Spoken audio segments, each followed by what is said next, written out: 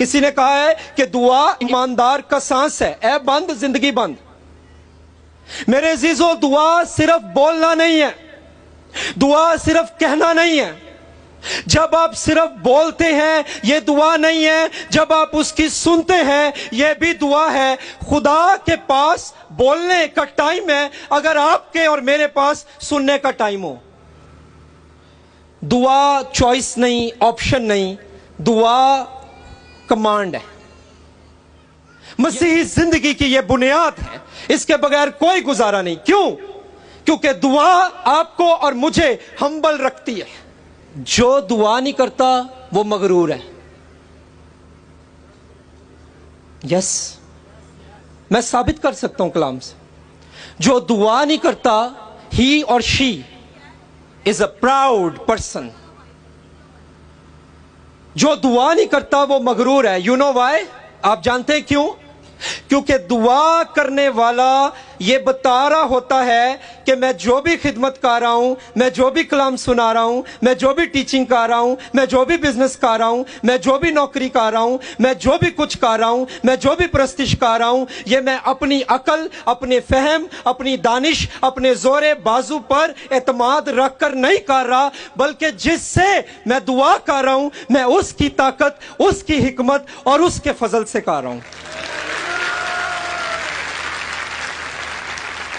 اور جب ہم دعا نہیں کرتے، سن لیجئے، جب ہم دعا نہیں کرتے ہم یہ میسج دے رہے ہوتے ہیں کہ میں جو کچھ بھی کر رہا ہوں مجھے خدا کی طاقت، خدا کی حکمت، خدا کے زور، خدا کی قدرت کی ضرورت نہیں، میں آپ ہی بہت ہوں۔ آئیں ذرا آیت کو دیکھتے ہیں۔ سب سے پہلی چیز ہے دعا کرنے میں مشغول اور شکر گزاری کے ساتھ اس میں بیدار رہو۔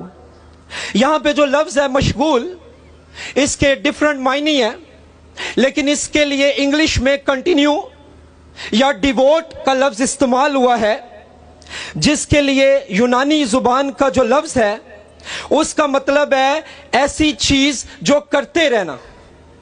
دعا کی جب ہم بات کرتے ہیں، آج ہم نے دعا کو میٹنگز تک محدود کر دیا۔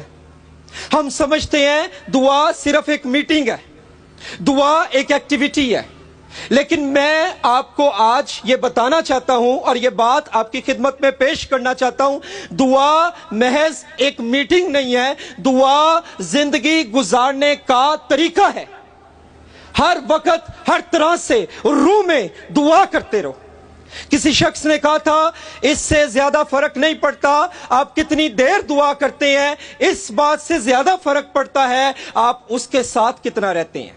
ایک شخص تھا امریکہ میں، ہنری نوون، اس نے کہا روحانی زندگی دعا کے بغیر ایسے ہی ہے جیسے انجیل مسیح کے بغیر۔ اب آپ مجھے یہ بتائیں کیا انجیل مسیح کے بغیر ہو سکتی ہے؟ Can gospel be without Christ? میں 6 دن لی گیا باہر دے ملک، میں اتنا مس کروں کہ 5 بجے شام کو کانفرنس ختم ہوتی، میں آتے ہی سب سے پہلے ویڈیو کال کرتا کہ زائن دکھاؤ مجھے، میں اپنے بیٹے کو مس کر رہا ہوں۔ اگر میں انسان جس کی نہ ذات نہ اوقات اور خدا کا چنا ہوا وسیلہ اور خدا وند یسوع کے لہو سے دھلا، اگر میں انسان اپنے بیٹے کو اتنا مس کر سکتا ہوں تو میری بیٹی، میرے بھائی، تو بیزی ہو گیا ہے، کیا تیرا باپ جو آسمانی ہے تجھے مس نہیں کرتا؟ یہاں پہ لکھا ہے بیدار کا لفظ، اس کو لفظ کو تھوڑا سا میں بتانا چاہتا ہوں۔ یہ جو لفظ ہے بیدار رہو، اس کا گریک میں لفظ ہے گریگوریو، یونانی میں، اور اردو میں اس کا ترجمہ ہے ایسے بیدار رہنا کہ اگر آپ بیدار نہ رہیں تو بہت بڑا نقصان ہو سکتا ہے۔